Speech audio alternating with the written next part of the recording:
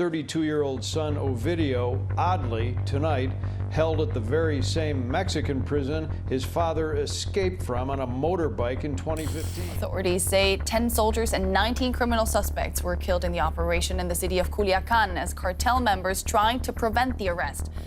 The prodigal son, Ovidio Guzman Lopez, of the notorious drug baron Joaquin El Chapo Guzman, was arrested very recently owing to the drug funneling he laid out in Chicago, United States. Following his act of vandalism at Sinaloa and the many drug deals across the globe, he was transferred to the most secure prison in all of Mexico. Where is this located? What are the features of this prison that even the worst of the convicts fear? Can it actually keep him inside, or will history repeat itself? Join us as we delve deep into the security measures of this infamous prison, how once it was breached, and how it could be practically silly of anyone to even think of escaping it. But well before that, hit the subscribe and leave a like to support our channel. Let's go. This article from ABC News suggests that the Sinaloa cartel, a major supplier of street drugs in Chicago, is run by a father-son duo, El Chapo and Ovidio Guzman. El Chapo was serving a life sentence in a U.S. prison, while Ovidio, considered the leader of the cartel's fentanyl division, has been arrested in Mexico. Ovidio's arrest has resulted in violent clashes in Mexican neighborhoods, with soldiers and cartel operatives being killed. The Sinaloa cartel continues to be the main producer of fentanyl in the U.S., despite Ovidio being in prison in Mexico, and 3 of El Chapo's other sons that are still on the run.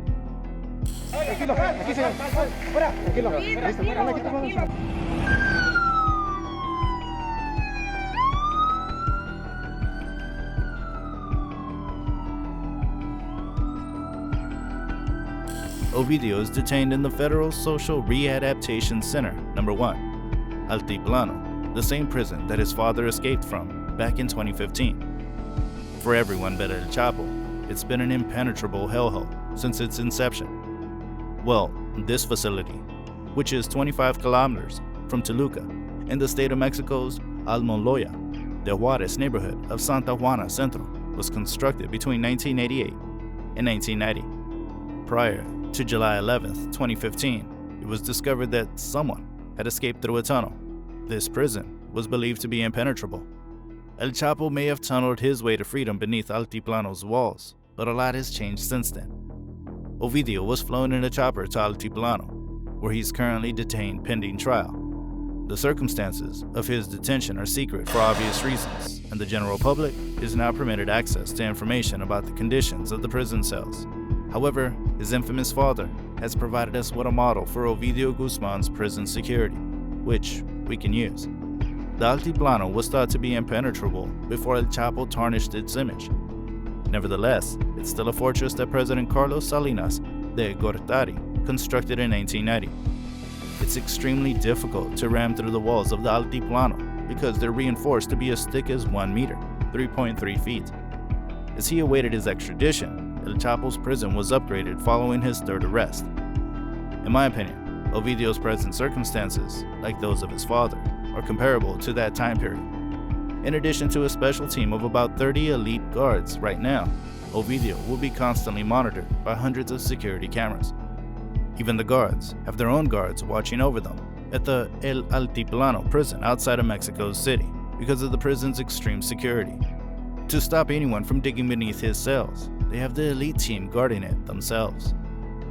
Before we get into the details any further, a friendly reminder to leave a like to support our channel. Fences made of reinforced steel have been buried by workers, despite the fact that the prior alarm didn't sound when El Chapo made his risky escape. A new underground alarm system has also been installed. Like his father, Ovidio will likely spend the first 5 or so days of his stay at El Altiplano moving between 7 different cells, ensuring that he won't get adjusted to the build of a particular room. When or if he is permitted to move about the prison, he'll likely remain handcuffed and accompanied by guard dogs, who will also act as tasters for his food to prevent him from poisoning himself. His father received the same treatment as well.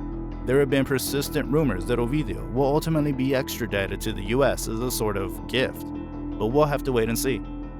Despite how chaotic it may seem, the present Mexican government has done everything it can to show that it's an authority of its own nation.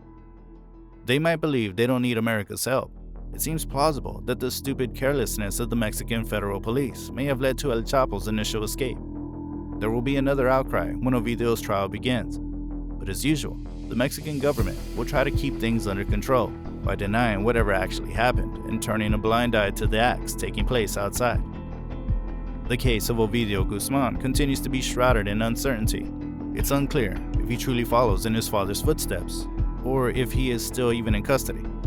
What is certain is that it's not easy anymore to escape this prison, as demonstrated by El Chapo's infamous escape from a lower security prison. Ending up in maximum security facilities like the ADX Florence or Mexico's El Altiplano is widely considered to be a fate worse than death. So, to all those who seek to engage in criminal activity, remember this: the tighter the security, the heavier the price you pay. Y recuerden, cuanto más oscuros sean sus actos, más ajustadas serán las cadenas que los retendrán. And remember, the darker your deeds, the tighter the chains that will hold you. Make sure to hit subscribe to never miss out on the latest crime news. Thank you for watching.